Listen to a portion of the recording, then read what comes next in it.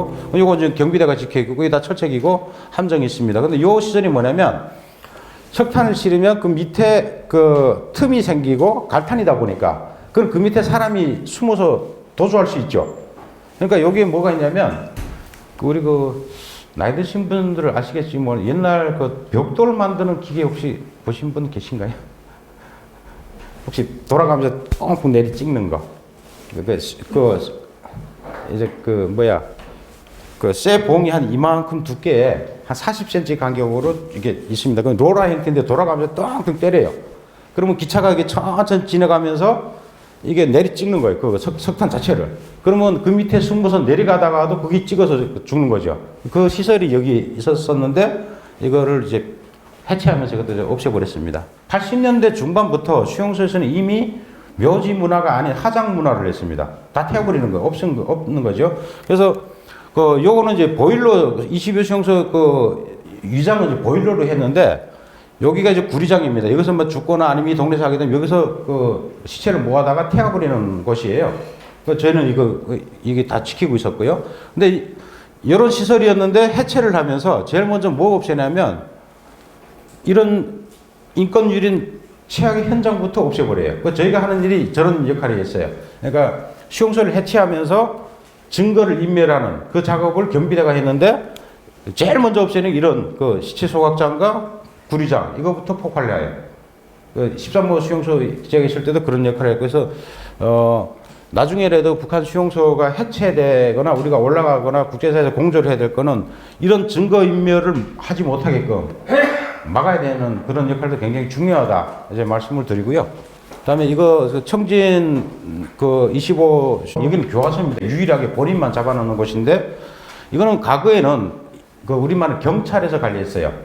그러니까 인민보안성에서 관리했던 감옥시설이었는데 이게 기껏 많이 수용해봐야 한 5,000명 정도밖에 안 들어갑니다. 근데 이게 2012년도에 이것도 확장을 해요. 확장을 해서 아마 이게 청진에서 살다 오신 분들은 수송교화소라고 아마 대부분이 아실 거예요. 근데 과거에는 안전부였다가 이게 보육부로 이제 넘어와요. 그래서 지금은 보통 탈북자라든지 뭐 단순 이런 사람들은 형기가 있어요. 그래서 무슨 조국반에 몇 점 몇 통 해갖고 형기 15년 이상 하고 딱 때리면 여기로 들어가는 거예요.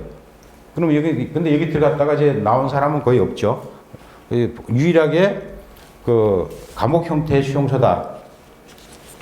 말씀을 드리고, 그리고 이 수용소는 북한에서 아마 가장 인기 있는 자전거가 있는데, 그게 갈매기 자전거라고 있어요. 아주 튼튼하고, 주로 이제 경찰들하고 보위원들이 이제 많이 타고 다니는 자전거인데, 이 자전거가 여기서 생산이 됩니다. 자, 그러면, 현재 지금 북한이 운영하고 있는 수용소 5개에 대한 그런 말씀을 드렸고요. 그러면 이 수용소 안에 관리 구조는 어떻게 됐냐, 이게 말씀을 드리는 건데요. 자, 수용소 소장이 있죠. 근데 여기서 우리는 수용소라고 하는데 북한은 지금 수용소라고 표현을 안 하고 관리소라고 그래요. 아니면 위장을 어떻게 하는 조선인민경비대 몇 군부대, 아니면 국가보위부, 무슨 백산구 보위부, 아니면 통상 메토 관리소, 이런 형태로 씁니다. 위장을 해요. 왜냐면 비밀이 새나가면 안 되니까요. 그래서 이 수용소 소장은 보위부 소장, 이게 왕별 하나가 이제 관리를 합니다. 근데 소장은 보통 나이가 많아요. 한 60대 이상 사람들인데, 근데 실제 권력을 갖고 있는 사람이 이 정치부 감찰관이에요. 정치부장이 가장 실권을 갖고 있고, 여기 이제 보위과 여러 가지 있는데, 우리가 북한에 공개 채용하거나 아니면 수용소 안에서도 채용을 이제 많이 해요. 저도 8년 동안 공개 채용 집행장만 한 20번 넘게 다녔습니다. 저도 제가 직접 총은 안 쐈지만 운전병 하다 보니까 현장에 군인들 싣고 가고 해서 그 주변을 포위하고 그 역할 하다 보니까 그렇게 참여를 했었는데, 그 공개 채용 집행을 누가 하냐면 여기 보위 일가라는 데서 해요. 그래서 여기에서 사람 목숨을 채용하거나 구리장 요거는 여기서 결정한다 이제 말씀드리고요. 이과는 각 지역에 나가서 또 그 안에서 또 이제 불순분자들 잡아들이는 그런 역할을 합니다. 그 관리과는 쉽게 말해 그 안에 생산물을 책임지는 데고요. 경비과는 이게 제가 여기에 있었는데요. 이 사람들 쉽게 말해서 경비, 내부 도주자, 그리고 폭동이 일어났을 때 진압하고, 그리고 수용소가 없어지거나 북한 체제가 붕괴되거나 아무 체제가 있을 때는 증거인멸로 다 사살하는 그런 역할을 했죠. 후방자재권 아무래도 물자 이동, 수송 뭐 이렇게 진행한다 보시면 되겠습니다. 자, 수용소 구분은 혁명가 구역하고 완전 통제 구역으로 나눠졌는데 이 혁명가 구역은 현재로서는 없습니다. 현재로서는 아까 2012년 김정은 들어서고 나서 없애버렸다. 그렇지만 이 혁명가 구역에서 살다가 나온 우리나라에 탈북해서 온 사람들이 한 40명 이상이 있어요. 이 사람들이 와서 이야기하다 보니까 국제사회가 이제 난리 난 거죠. 그래서 그 원인을 없애서 혁명가 구역은 지금은 없다. 이렇게 보시면 되고 나머지는 완전 통제 구역인데 연자제다. 그 두 가지 종류가 있다. 이제 말씀을 드리건 그러면 어떻게 들어가냐? 그 실례를 들어서 그 부부싸움을 했습니다. 그 어떤 사람들이 들어가냐고 말씀을 드렸는데 부부싸움을 했는데 그 여자가 바람을 폈어요. 막말로. 아니면 남자가 바람 폈다 칩시다. 그러니까 이제 부부싸움 하겠죠. 근데 막 싸움하다가 남편이 열받으니까 잉크병을 갖다가 집어 던지는데 북한은 다 이 김일성 초상화들이 걸려 있어요. 무조건 다 벽에. 근데 이게 잉크병이 가다가 직접 안 맞고 튀었는데 그 초상화에 잉크방울이 떨어졌어요. 그 상황은 북에서는 어떤 상황이 되어버릴까요? 자, 북한은 김일성은 신이죠. 그래서 매일 아침마다 청소를 합니다. 그래서 인민반장이 와서 일주일에 한 번씩 와서 아니면 한 달에 한 번씩 와갖고 하얀 휴지 갖고 초상화를 했는데 새까맣게 먼지가 나왔어요. 그럼 그 집은 사상투쟁의 검토 대상이 되고 김일성을 신으로 못 모셨다는 그런 기대요. 집회도 김일성 얼굴이 이렇게 반이 접히잖아요. 이러면 난리 나요. 그래서 김일성 얼굴도 안 가리게끔 이렇게 접습니다. 근데 잉크방울이 날렸다 이러면 이 여자가 맞다가 튀어나가서 우리 신랑이 김일성 수령님한테 잉크병 던졌어요. 이렇게 돼버려요. 그러면 그 여자가 잘못한 게 아니고 그 집안 내 일보다도 이건 정치적인 사건을 돼버려서 그 남자는 바로 보이고 잡혀갑니다. 그럼 평생 동안 내가 무슨 잘못을 했는지를 갖다 볼편 주고 다 쓰라 그래요. 만약에 나이 40 먹었습니다. 그 40년 동안 너 한 거 다 써. 그러면 어떻게 기억나요? 그렇잖아요? 근데 보이어는 듣고 싶은 말이 있어요. 이 잉크병을 던지게 된 그 계기가 뭐냐? 왜 던졌느냐? 그것만 듣고 싶은 거예요. 근데 하다 보니까 자기는 그거는 실수를 했다고 했는데 이게 뭐 자기가 살던 그 여제도 나올 거 아니에요? 그러면 엮어요. 엮어갖고 그러면 뭐가 되냐면 김일성의 그 10대 원칙이라는 이거를 어겼는 거 김일성을 신을 모시고 신격화해야 된다는 이 1조 1항에 딱 걸려버려요. 그러면 바로 그 사람은 재판을 내서 사형하거나 수용소에 옵니다. 근데 그런 것 같은 간단한 경우고 만약 가족이 뭐 어디 뭐 같이 앉아서 드라마를 보거나 아니면 이런 거 보다가 통째로 걸렸어요. 그러면 가족은 재판이 없어요. 밤에 그냥 와서 쑥 씻고 가는 거고. 그래서 북한이 그 가장 공포 통치의 핵심이 뭐냐면 주민들한테 가장 두려운 거는 어느 날 자고 있는데 갑자기 옆집 사람이 없어졌어요. 가족이 통째로. 그러면 이게 얼마나 무서운지 아세요? 그래서 제가 93년도에 북한의 그 푸른제 군사 아카데미 사건이라고 아마 아시는 분도 있을 텐데 이때 당시 군을 숙청할 때예요. 그래서 그 북한의 고위 장교들을 엄청 숙청했는데 그때 당시 22호 수용소에 기차방통으로 이제 사람들 싣고 들어오는데 그때 제일 안타까웠던 게 뭐냐면 소위 중위 장교들이었으니까 결혼한 지 얼마 안 됐잖아요. 그래서 신혼부부잖아요. 근데 갓난애기 업고 들어오는데 갓난애기가 무슨 죄가 있다고.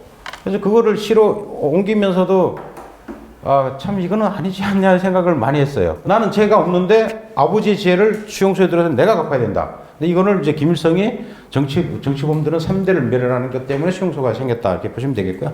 원래 북한의 수용소들은 일반인을 안 잡아놨어요. 다 북한의 거의 간부, 중앙당 간부들, 뭐 군 고위층들 위주로 이제 대부분 잡았는데 최근에는 종교 접한 사람, 우리나라 드라마 본 사람, 이거는 최근에 나타나는 현상이다. 이렇게 보시고 과거 원래 그 정치범들은 북한의 거의 대부분이 고위층들이었다. 이렇게 보시면 되겠습니다. 요새는 이제 우리 드라마가 들어가면서 남한에 대해서 많이 알고 있는데 그래도 모르는 사람 많이 몰라요. 아직 북한 내부 쪽은 다 모릅니다. 그래서 이 사람들이 내려올 때는 보위부에 다 각서를 씁니다.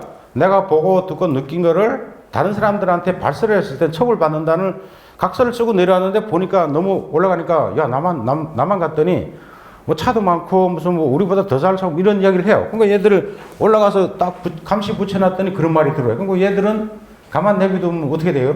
다른 사람들한테? 남한에 대한 우상화가 나오죠. 그러니까 잡아들여서 이제 일부 갖고 이 사람은 재입국 탈북자인데 요새 그 재입국하는 탈북자 사례가 좀 많이 있고 우리 통일부도 북한은 되돌아간 사람 26명 공식적으로 발표했고 비공개한 사람도 있습니다. 근데 그 간 이유가 뭐 거의 대부분이 두 가지예요.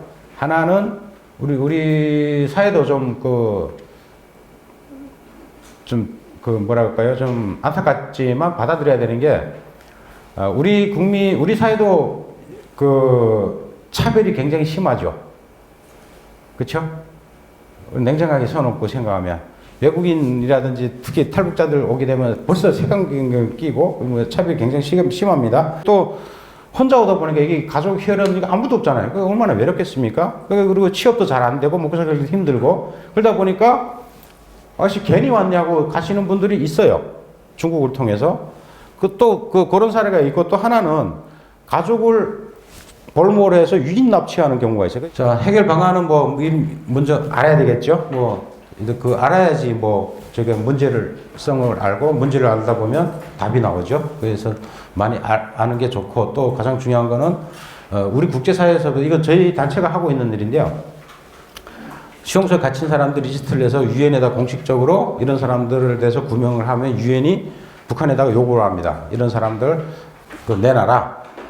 왜 이런 활동을 하게 됐냐면 여기도 아마 피해자분 한 분 계시는데 제가 그 수용소에 있을 때 경험으로 해서 이 일을 시작을 했고요. 혹시 국제 인권단체 엠네스티라고 들어보셨어요? 엠네스티 인터내셔널인지 여기서 90년대 초인가 북한 수용소 제가 근무했던 그 수용소 26호 수용소에 갇혀 있는 16명의 수감자 명단과 리스트를 공개했어요. 그러니까 이제 북한이 어떻게 했냐면 야 그런 사람 없다 하고 그 수용소를 아예 없애버리고 그때 저 해치 작업에 동원이 됐었는데 없애버리고 그 사람들한테 풀어주지는 않았어요. 다른 수용소에 이감시키고 무슨 지시가 떨어졌냐면 그 사람들 죽이지 마라. 언젠가 국제사회에서는 이 사람들에 대해서 우리가 답변을 해야 된다. 그러니까 함부로 다루지 마라 이렇게 지시 떨어진 거예요. 그리고 그때 또 김정일이 뭐라 했냐면 국제사회에서 인권 유린한다고 그러니까 정치범들한테 인권 유린하지 말라고 지시 떨어지는 거예요. 그래서 우리는 가해자면서도 인권이라는 게 그건 무슨 말인지 몰랐어요. 인권이 그거 뭐예요? 그랬던 거죠. 그러니까 그 집행자는 그 수용소 소장 같은 경우 뭐라 그러냐면 야, 우리 장군님이 제수들한테 인권 유린하지 말라는데 그 인권이 뭐요? 그럼 뭐 해야 되니? 그래갖고 점심시간에 축구공을 이제 나눠주는 거예요. 그러니까 이제 밥 먹고 이제 쉬는 시간 1시간인데 자기네끼리 밥 빨리 먹고는 작업 탭을 딱 펴놓고 거기서 탁구도 치고 막 이런 그래서 와 이게 국제 NGO가 한마디에 이렇게 북한이 바뀌나? 그걸 그때 느꼈어요. 그래서 지금 하고 있는 일이 그것 때문에 하는데 왜 국제사회가 이 사람에 대해서 명단을 제시하고 구체적인 증거 자료를 내놓으면 북한은 그 사람 못 건드려요. 그래서 저도 제 부모도 이제 하고 있고 그래서 그러면 하면은 북한의 답변이 옵니다. 어떤 형태라든지. 그래서 저희도 북한 답변 지금 한 40건 이상을 갖고 있고 저희는 언론에 비공개로 하기 때문에 왜냐면 사람 살리는 일에 그 언론 플레이해보는 또 죽이잖아요. 그래서 언론 플레이를 안 하기 때문에 했는데 참고로 말씀드린다면 이거를 토대로 해서 저희가 2016년도에 김정은을 ICC 국제형사재판소에 실제 제소를 했습니다. 근데 올해 7월 달에 ICC가 답변서를 보내왔어요. 그래서 아직 언론에 공개도 안 하고 이제 그러고 있는데 결과적으로는 국제사에서 볼 때는 북한과 남한은 다른 나라다. 유엔에 각자 가입돼 있잖아요. 그러니까 처벌할 수가 없다. 대한민국에서 북한을 하려면 내정 간섭돼 버린다. ICC 판단이 그렇습니다. 그렇기 때문에 그래서 저희는 이제 뭐를 했냐면 우리 대한민국 헌법 1조에 보게 되면 한반도 이북도서 북한도 우리 땅이고 우리 국민이잖아요. 그래서 탈북자도 받는 거잖아요. 그거를 갖다가 우리 대한민국 헌법에 준해서 수용소에 갇힌 사람들 김정은을 그래서 처벌해야 된다. 반인도 범죄에 해당이 된다고 이제 넣었는데 ICC 답변이 아이러니해. 그럼 김정은도 대한민국 국민이냐 이제 물어보는 거예요. 그래서 어찌 보면 논리를 따진다면 맞겠죠. 그래서 참 그게 어렵다. 그런데 또 희망적인 건 뭐였냐면 저희가 이제 520건의 그 청원 자료를 갖다가 제소를 했었는데 이런 자료가 많으면 많을수록 그 상황 판단하고 처벌하는데 많이 도움이 될 겁니다. 그래서 앞으로 그런 일들을 많이 해줬으면 좋겠다고 이제 왔어요. 그래서 아 그래 그러면 더 많이 할게 이제 그러고 지금 있는 거고요. 그래서 ICC도 김정은을 갖다 제소를 해야 되는데 그 증거 자료가 계속 쌓아진다면 언젠가는 북한이 그 가해자들 처벌할 수 있죠. 유엔에다 쌓아놓은 거 이건 안 없어집니다. 그래서 저희는 굉장히 좀 중요한 것 같아요. 그래서 그 일을 하고 있습니다. 뭐 여러 가지 그 방안을 썼는데요.